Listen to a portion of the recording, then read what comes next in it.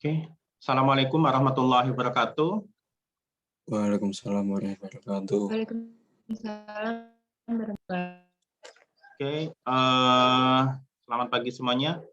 Hari ini kita adakan perkuliahan lagi. Materi untuk pertemuan kali ini adalah tentang pengenalan bahan makanan ternak inkonvensional. Oke, sebelum masuk ke materi, saya minta salah seorang untuk memimpin doa dulu. Silakan, Resvika mungkin bisa pimpin doa dulu sebelum kita mulai perkuliahannya.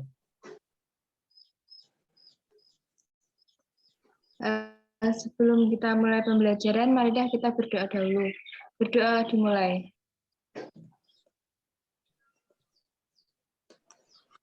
Selesai. Oke, seperti penjelasan sebelumnya, kita masuk ke materi tentang pengenalan bahan makanan ternak inkonvensional. Kalau kalian sudah pernah dengar materi sebelumnya, bedanya antara konvensional dan inkonvensional. Konvensional ini adalah bahan makanan ternak yang sudah biasa atau sudah lazim digunakan sebagai pakan ternak. Sedangkan bahan pakan inkonvensional ini adalah bahan pakan yang tidak lazim atau belum banyak digunakan sebagai pakan ternak. Biasanya pembagian konvensional inkonvensional ini banyak faktor, bisa jadi karena waktu atau masa. Mungkin zaman dulu, mungkin contohnya seperti tepung ikan ya. Zaman dulu tepung ikan mungkin termasuk bahan pakan inkonvensional karena jarang digunakan sebagai bahan pakan ternak. Tapi sekarang tepung ikan itu sudah masuk dalam kategori bahan pakan konvensional karena di mana-mana dalam penyusunan ransum atau dalam pembuatan pakan itu tepung ikan digunakan sebagai campurannya.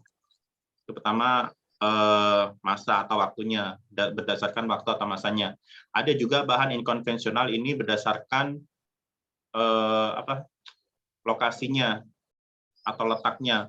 Misalnya kita di Jawa, molasses atau tetes limbah dari pabrik tebu ini masuk dalam kategori bahan pakan konvensional, sudah lazim atau jumlahnya banyak, bisa ditemukan di mana-mana. Tapi beberapa tempat mungkin kesulitan untuk mencari tetes atau molasses. Sama dengan beberapa daerah di Kalimantan, mungkin dalam pembuatan pakannya, mereka kesulitan mencari bekatul karena jarangnya lahan pertanian, itu mungkin bisa jadi di daerah Kalimantan atau daerah yang lain, bekatul tidak termasuk bahan pakan konvensional, tapi masuk dalam kategori bahan pakan inkonvensional. Ini contoh-contoh saja. Jadi, konvensional dan inkonvensional ini bisa didasarkan pada waktu, bisa juga didasarkan pada faktor yang lain. Contohnya adalah lokasinya. Sedikit review tentang pertemuan sebelumnya tentang sumber bahan makanan ternak. Ini dibedakan menjadi dua secara umum. Saya kira sudah tahu semua, sudah kita pernah bahas sebelumnya. Pertama adalah bahan pakan konsentrat. Ini biasanya masuk dalam kategori bahan pakan konsentrat. Ini adalah bahan pakan yang mengandung protein yang tinggi atau mengandung energi yang tinggi. Ini masuk dalam kategori bahan pakan konsentrat. Ada juga bahan pakan hijauan, ini biasanya didasarkan dari sumber seratnya. Jadi hijauan ini termasuk bahan pakan sumber serat. Konsentrat ini contohnya ada serealia, itu biji-bijian, kacang-kacangan masuk ke serealia, biji-bijian termasuk jagung, itu juga masuk ke dalam sana, gandum bisa masuk ke dalam sana, ada umbi-umbian, kacang-kacangan, dan buah-buahan. Kalau hijauan ini cenderungnya adalah rumput-rumputan dan leguminosa. Klasifikasi berdasarkan kandungan gizinya atau nutrisinya. Ini ada bahan pakan sumber energi, saya kira sudah tahu. Bahan pakan sumber energi, ini kalau dalam penyusunan ransum, kalau kalian buat ransum, saya nggak tahu ya, nanti ke depannya, kalau misalnya ada salah satu di antara kalian bekerja di pabrik pakan atau sebagai nutrisionis, bahan pakan sumber energi, ini proporsinya besar, sangat besar, lebih besar dibandingkan bahan pakan sumber yang lain. Mungkin sekitar 50-60% dalam penyusunan ransum, ini termasuk adalah bahan pakan sumber energi. Paham ya? Jadi 60% dalam penyusunan ransum itu adalah bahan pakan sumber energi. Baru sisanya nanti bahan pakan sumber yang lain. Misalnya sumber protein. Bahkan bahan pakan sumber protein ini mungkin cuma 30% saja dalam penyusunan ransum, dalam ransum keseluruhan. 2/3-nya adalah protein nabati, 1/3-nya adalah protein hewani. Jadi dalam penyusunan ransum nanti 2/3-nya adalah protein nabati, 1/3-nya adalah protein hewani. Ada juga bahan pakan sumber mineral, organik dan anorganik, begitu juga sumber vitamin dan feed aditif. Ini untuk menambah nafsu makan saja, bisa berupa warna, rasa, aroma, mungkin juga membantu meningkatkan nilai nutrisinya dengan penambahan probiotik, enzim, prebiotik, fitobiotik, dan semacamnya. Ini masuk dalam kategori feed aditif. Oke, kita masuk ke materi inkonvensional, beberapa contoh bahan pakan inkonvensional di sini. Ada tongkol jagung, saya kira semua sudah pernah tahu ya, sudah pernah lihat juga tongkol jagung, corn cob, di contohnya di sini. Ini kalau dilihat, kalau dalam keadaan segar, ini proporsinya 7% tongkol jagung ini. Kalau dibiarkan, tidak dimanfaatkan, ini banyak kita lihat di masyarakat kita, biasanya tongkol jagung ini banyak dibuang, tidak dimanfaatkan, sampai membusuk. Muncul jamur warna orange biasanya. Sayang sekali, padahal kalau kita bisa olah, misalnya digiling, difermentasi, itu bisa digunakan sebagai pakan ternak, terutama ruminansia sebagai sumber serat. Ini kalau berupa berdasarkan bahan keringnya, tongkol jagung, dilihat di sini bahan keringnya 70%, 70% bahan keringnya, proteinnya 2,67%, serat kasarnya sampai 46. Proteinnya rendah, serat kasarnya tinggi. Ini contoh proporsi tanaman jagung dari batang, daun, tongkol, dan juga kulitnya. Ini berdasarkan BK ya. Kalau tadi berdasarkan bahan segarnya, kalau ini berdasarkan BK-nya. Berdasarkan BK-nya. Ini tongkolnya memiliki proporsi 20%. Cukup tinggi, karena dia sudah kering. Kalau dibuang sebenarnya sayang. Kalau bisa dimanfaatkan, sangat-sangat bagus sekali. Yang kedua, ini contohnya adalah kulit ari kedelai atau soybean hull. Mungkin di daerah kita dikenal dengan istilah lecepan ya. Lecepan mungkin yang pernah tahu atau beli. Ini sebenarnya termasuk bahan pakan inkonvensional karena jarang atau tidak lazim digunakan. Limbah dari industri pengolahan biji kedelai. Biji kedelainya digunakan untuk industri. Limbahnya termasuk diantaranya adalah kulitnya, kulit arinya ini. Sebenarnya kulit ari ini mengandung enzim, namanya enzim urease, yang bisa memecah ikatan urea. Jadi kalau kalian menyusun ransum, di dalam pakannya itu misalnya pada ternak ruminansia atau sapi, kalian tambahkan urea, jangan gunakan kulit ari kacang kedelai ini. Dia mengandung enzim urease, dia bisa memecah urea, sehingga merusak bisa merusak aktivitas urea dalam pakannya. Ini beberapa kandungan nutrisi kalau kalian lihat di sini, ada bahan kering, protein kasarnya, sebelum difermentasi dan setelah difermentasi. Sebelum difermentasi, proteinnya 21%, cukup tinggi, 21%. Setelah difermentasi, dia bisa meningkat 23-23%. Kalau serat kasarnya, dilihat di sini, sebelum difermentasi, serat kasarnya 24%, dan setelah difermentasi bisa turun sampai 19,62%.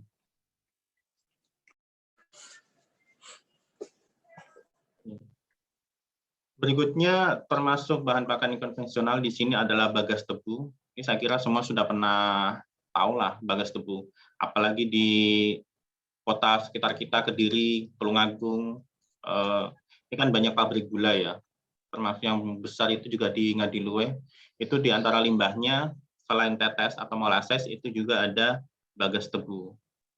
Kalau mau lihat contohnya di pinggir jalan, biasanya kalau kita pulang kuliah, panas-panas itu kan banyak ya yang jual es tebu pinggir jalan, itu kan digiling juga di pinggir jalan. Nah, itu sisanya atau ampasnya itu disebut dengan bagas. Ini memang termasuk kandungan nutrisinya kualitasnya rendah, makanya disebut dengan emergency rohage. Tapi kalau misalnya bahan pakan yang lain tidak ada, atau kesulitan, atau mungkin terjadi bencana, sedangkan yang ada di sana adalah bagas, ini bisa digunakan sebagai pakan ternak. Kalau mau yang mudah, biasanya digiling dulu, agar partikelnya lebih kecil, lebih halus. Kalau mau lebih bagus, bisa juga difermentasi. Ini meningkatkan kandungan bisa membuat bagas ini punya waktu simpan yang lebih lama, dan juga harapannya nanti seratnya bisa rendah, bisa turun. Berikutnya ada kulit buah coklat atau cocoa pods. Ini kalau kalian tahu ya, coklat dalam satu buah coklat, satu buah coklat ya, bukan coklat di supermarket, satu buah coklat itu kalau kalian lihat aja gambarnya, itu yang digunakan sebagai coklat kan isinya ini kan, sedangkan kulit luarnya ini dibuang, tidak dimanfaatkan, atau banyak yang tidak termanfaatkan. Padahal kalau lihat persentasenya ini lumayan besar persentasenya dari satu buah coklat. Komposisi zat makanannya juga dapat diserahkan dengan rumput gajah. Sebagai sumber serat juga proteinnya sekitar 8 atau 9%. Sama dengan bagas atau bahan pakan lain yang memiliki tekstur yang kasar, kalau mau digunakan sebagai pakan, lebih baik dihaluskan dulu, digiling, dicacah, jangan terlalu keras, nanti susah dicerna. Baru kalau mau meningkatkan atau menyimpan dalam waktu yang lama, bisa difermentasi. Ada juga kulit buah kopi. Ini daerah sudah banyak dikembangkan ya sebenarnya penggunaan buah kopi. Ini limbah dari penggilingan kopi. Kulit buahnya 45%, mucilagenya 10%, kulit bijinya 5%, dan bijinya 40%. Sebenarnya cukup besar. Potensinya cukup besar, 45% kulit buah. Ini kurang termanfaatkan. Sudah ada beberapa penelitian tentang penggunaan biji kopi, kulit buah kopi, digunakan dalam ransum sapi perah. Ada juga penelitian di Bali kalau nggak salah. Dulu teman saya penelitian tentang penggunaan kulit biji kopi, buah kopi ini di Bali digunakan dalam ransum sapi Bali sampai kadar 20%. Ini bisa tidak menurunkan BBB, sama dengan perlakuan kontrolnya. Ini contoh penggilingan biji kopi, nanti biji kopinya diambil, kulitnya nanti terbuang. Ini sebenarnya bisa digunakan sebagai pakan ternak. Ini berikutnya limbah industri yang bisa digunakan sebagai pakan ternak atau bahan pakan inkonvensional sebenarnya. Ada limbah roti, limbah mie, atau limbah industri lain. Sama dengan kalau kita di perkotaan ya, ini misalnya, ini kan kampus kita kan ada di masuk dalam kategori kota Kediri ya, kota ya, padat penduduk, lahannya mungkin tidak terlalu banyak, apalagi untuk sumber pakannya. Limbah industri ini bisa digunakan sebagai salah satu alternatif bahan pakan, sumber bahan pakan bagi ternak. Limbah roti kita tahu dalam pembuatan roti itu di antara bahannya adalah telur. Itu bisa sebagai bahan pakan sumber protein. Kandungan proteinnya lumayan tinggi. Di antara bahan pembuatnya juga itu adalah tepung, baik tepung terigu, tepung tapioka, cassava, atau tepung jagung. Ini termasuk bahan pakan sumber energi, kandungan energinya juga tinggi. Jadi limbah roti, limbah mie, ini kandungan energi dan proteinnya cukup bagus. Tapi catatannya tidak boleh ini ya, tidak boleh yang jamuran ya, yang sudah rusak saja, tidak layak konsumsi manusia, tapi bukan yang jamuran. Jangan sampai ngasih pakan ternak yang jamuran, nanti ternaknya sakit. Cuma yang jadi catatan biasanya limbah industri ini adalah kandungan garamnya, kandungan garamnya. Dalam pembuatan roti, pembuatan mie ini biasanya ditambahkan dengan garam. Jadi kalaupun mau dicampur dalam pakan tidak boleh terlalu banyak, mungkin 5-10%. Kalau terlalu tinggi kandungan garamnya, nanti efeknya tidak baik. Apa efeknya? Biasanya ternak akan cenderung minum air lebih banyak. Karena pakannya ini cenderung rasanya menjadi asin, biasanya ternak akan meningkatkan konsumsi pakan. Kalau meningkatkan konsumsi air minum. Kalau terlalu banyak minum, akibatnya nanti kotorannya menjadi basah. Kalau kotorannya basah, apalagi kandangnya adalah kandang tertutup, kurang baik, biasanya amonianya akan tinggi di dalam kandang. Jalurnya seperti itu. Jadi kalau mau menggunakan limbah industri, harus diingat-ingat kandungan garamnya ini termasuk tinggi, jadi penggunaannya harus tidak boleh terlalu tinggi, harus dibatasi. Ini masing-masing tempat mungkin beda-beda ya. Kalau kita di Kediri, ini lumayan banyak. Seperti mungkin saya di Tulungagung, ini kan ada pabrik ini ya, industri gangsar, tahu ya gangsar, kacang yang apa? Ada kulitnya itu, kacang yang disalut dengan apa? Tepung itu loh, gangsar. Masa orang Kediri nggak tahu gangsar? Canggai. Canggai, Shanghai, Canggai itu banyak limbahnya. Ini daerah Ngunut sana itu banyak limbahnya, itu bisa digunakan sebagai pakan ternak juga. Cuma memang rasanya agak asin kulitnya, makanya perlu diperhatikan. Berikutnya ada limbah kentang atau potato waste. Ini limbah dari irisan kentang. Biasanya kalau kentangnya diambil, kulit-kulitnya ini dibuang. Padahal kandungan proteinnya masih lumayan 9% dan 60% ini dapat dicerna. Limbah ini 60% dapat dicerna. Dari 100% yang kamu berikan, 60% itu nanti bisa dicerna. Limbahnya cuma sekitar 40%. Jadi sangat potensial sebagai bahan pakan ternak. Bisa digunakan sebagai bahan pakan ternak. Oke. Ini berikutnya ada limbah nanas. Limbah nanas ini sangat besar sekali, bisa mencapai 60-80% dari total produksi nanas, buah nanas keseluruhan. Sangat banyak sekali, mulai dari daunnya, tangkainya, batangnya, kulitnya, mahkotanya, pucuknya, inti buahnya, ampas nanasnya. Ini digunakan semuanya masuk dalam kategori limbah nanas dan sangat berpotensi digunakan sebagai bahan pakan ternak. Mungkin sekarang masuk dalam kategori pakan ternak konvensional. Ini sama dengan di mana ini? Daerah Dawung, ini siapa nih? Imam ya. Daerah Dawung ini kan banyak ya, ini limbah nanasnya ya. Iya Pak, lumayan banyak Pak. Kamu punya ini punya kebun nanas di rumahmu? Kebetulan saya petani healthy Pak. Sama dengan di daerah mana itu, di bawah Kelut itu loh. Ya rumahnya sana Yang banyak di ya. Ngancar banyak Pak. Di Ngancar banyak. Ini benar daerah Kediri lumayan banyak ini limbah nanas. Daripada tapi dibuang. Kebanyakan yang dipakai daun Pak. Untuk pakan ini ya, sapi ya. Iya Pak. Padahal ini kan limbahnya sebenarnya ada beberapa ya, termasuk batangnya, termasuk kulitnya, termasuk intinya. Kalau orang bilang ininya ya hati nanas ya, itu kurang termanfaatkan. Padahal kalau kita lihat kandungannya ya, di nanas ini ada enzimnya juga, yaitu enzim protease, enzim yang bisa memecah protein. Apa namanya ya? Ada yang tahu namanya? Enzim dalam nanas? Bromelin Pak. Oh, pintar kamu Agung.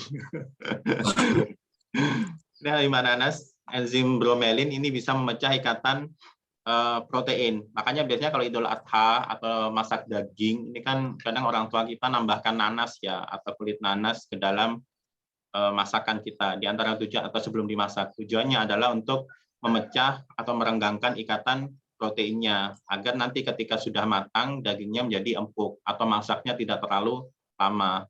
Di antara kenapa kok orang tua kita misalnya sering menambahkan nanas dalam masakan daging. Ada juga jantung pisang atau bananas blossom ya. Ini biasanya limbah dari perkebunan pisang.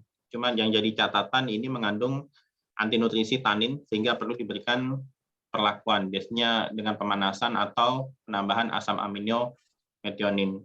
Jadi kalau kita cuma punya 1 atau 2 tidak dimanfaatkan, bisa digunakan sebagai pakan ternak. Cuma kalau di daerah Sumatera atau Kalimantan itu ada salah satu perusahaan yang memiliki lahan yang sangat luas, yang dijual itu kan pisangnya, sedangkan jantungnya ini biasanya dipotong. Kalau tidak dimanfaatkan jadi limbah, sayang sekali. Kalau bisa dimanfaatkan, dicacah, dijemur, atau dikeringkan, itu bisa sebagai bahan pakan untuk ternak.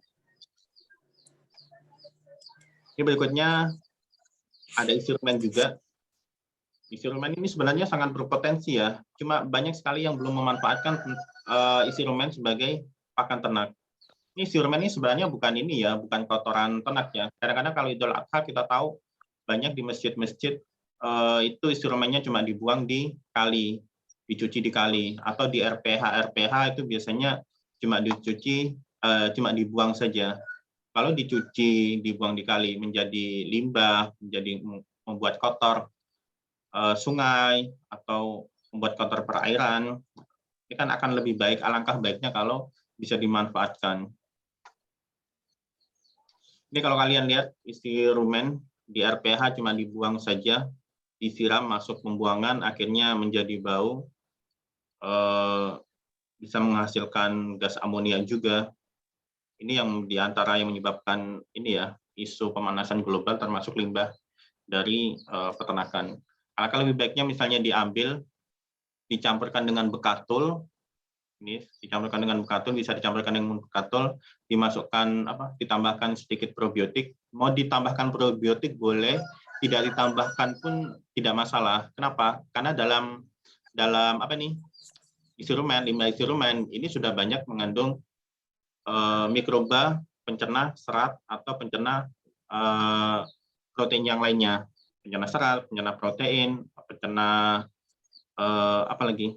gula, ini sudah ada di dalam isi rumen. Tinggal tambahkan bekatul saja, simpan secara anaerob, nanti setelah 3-4 minggu atau lebih baru bisa diberikan pada ternak. Ini masih bagus nutrisinya. Ini kan seperti hijauan atau pakan yang belum sempat dicerna secara sempurna kan di dalam rumen. Setelah waktu ternaknya disembelih, ininya terbuang, sayang sebenarnya. Terus ada lagi, saat ini mungkin kalau kalian tahu di antara inkonvensional yang sedang banyak dibahas di seminar-seminar nasional ya, termasuk diantaranya adalah bunggil inti sawit, PIS kalau bahasa Indonesianya. Bahasa Inggrisnya adalah Palm Kernel Meal, PKM. Kalau kalian pernah mendengar penjelasan tentang PKM misalnya atau Palm Kernel Meal, itu sekarang sudah banyak mulai dibicarakan secara nasional, berpotensi sebagai bahan pakan tambahan dalam penyusunan ransum unggas. Jadi harapannya mungkin sekarang Palm Kernel Meal PKM ini masuk kategori inkonvensional. Bisa jadi beberapa tahun lagi masuk dalam kategori pakan konvensional. Sama juga dengan yang sekarang itu termasuk sumber protein hewani dari serangga atau insekta ya. Sekarang yang mulai dikembangkan ini penggunaan tepung ikan, ini sudah jadi pembahasan kalau bisa dibatasi. Kalau bisa dibatasi atau dikurangi, bisa diganti dengan sumber protein dari insekta. Sekarang ini contohnya adalah maggot. Tahu maggot ya? Apa maggot? Atau insekta yang lain. Ini sudah mulai dibicarakan di seminar-seminar nasional. Harapannya mungkin beberapa tahun lagi PKM atau sumber protein dari insekta ini bisa digunakan sebagai bahan pakan konvensional. Tapi paling tidak untuk saat ini masih masuk dalam kategori bahan pakan inkonvensional. Oke. Sebelum diakhiri mungkin ada pertanyaan dari teman-teman tentang materi hari ini. Mungkin 1 atau 2 pertanyaan saja.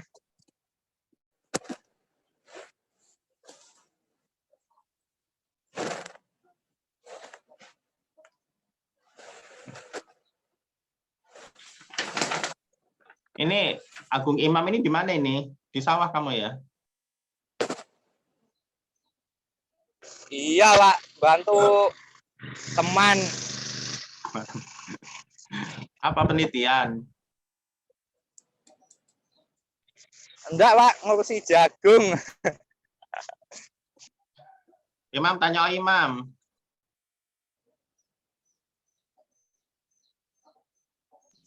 Ya, Pak. Saya tanya. Mungkin bahannya tidak tercantum di materi, Pak, ya. Nah. Di sini kan saya juga memanfaatkan limbah dari pabrik tahu, Pak. Yaitu ampas tahu dan air cukanya. Apakah air cuka itu juga enggak. Sedangkan saya ini sudah efeknya saya labkan kandungannya itu gimana belum, Pak. Kalau bicara tentang ampas tahu ya, di Kediri ini kan banyak ya pabrik pembuatan atau pengolahan tahu ya, itu ampasnya juga banyak. Cuma yang perlu jadi catatan, kalau mau digunakan sebagai pakan ternak, ini termasuk sebenarnya masuk juga kategori bahan pakan inkonvensional ya untuk Kota Kediri. Jadi cuma yang perlu diingat adalah kandungan airnya. Ini limbah ampas tahu ini kan kaya akan kandungan airnya ya. Kalau bisa, kalau mau digunakan harus dikurangi kandungan airnya, harus dikeringkan, baik dengan cara dijemur atau dengan cara diperas, baru bisa dicampurkan dalam bahan pakan lain, atau bisa disimpan dalam waktu yang lama. Kalau terlalu basah, nanti konsekuensinya mudah busuk, mudah tengik, muncul jamur, akhirnya beberapa hari saja sudah tidak layak diberikan sebagai pakan ternak. Untuk cukanya atau kandungan nutrisinya, ini sudah banyak sebenarnya. Coba kamu carilah, googling lah. Mahasiswa googling mah gampang sekarang ya. Kandungan nutrisi ampas tahu dan semacamnya, nanti silahkan dicari. Saya kasih tugas saja ya kalau begitu, termasuk itu tadi. Oke, ini tugasnya ya. Tugas untuk kalian, ini nanti ada cari bahan pakan lokal di sekitar kalian masing-masing yang bisa digunakan sebagai bahan pakan, masuk dalam kategori bahan pakan inkonvensional. Pertama adalah potensinya, kedua adalah jumlahnya, dan yang ketiga nanti kandungan nutrisinya. Ini kalau ada, karena ini termasuk bahan pakan inkonvensional, bisa jadi belum ada di literatur kandungan nutrisinya, atau bisa jadi sudah ada. Nanti silakan dicari kalau ada. Ada pertanyaan dari tugasnya? Atau dari materi hari ini yang lain?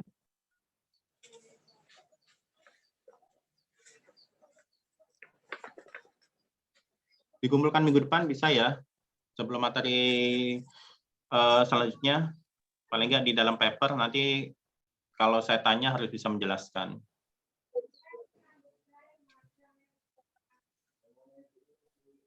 Kalau tidak ada pertanyaan, saya kira untuk pertemuan kali ini kita cukupkan sampai di sini ya. Nanti kita lanjutkan untuk pertemuan berikutnya. Kita akhiri, mungkin salah seorang pimpin doa dulu sebelum kita tutup. Gantian, Natasha mungkin bisa mewakili untuk menutup. Silakan pimpin doanya.